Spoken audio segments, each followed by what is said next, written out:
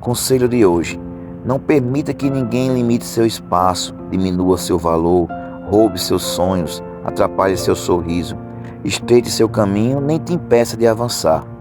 Não permita que o barulho ao seu redor seja mais alto que a voz de Deus ao seu coração. Os outros só acham, mas Deus tem certeza de quem você é, e isso já basta. Conserve o bem que você tem, esqueça o que dói, perdoe os que te feriram, desfrute dos que te amam. Uma pessoa feliz não tem tudo de melhor, ela torna tudo melhor. Que a cada passo que você der, Deus te proteja.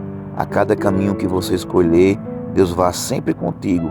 E a cada batalha que enfrentar, Deus te faça vencer. Pois o meu desejo é que Deus te ilumine sempre. Amém. Desejo a você um domingo abençoado e que Deus esteja ao seu lado a cada momento desse santo dia.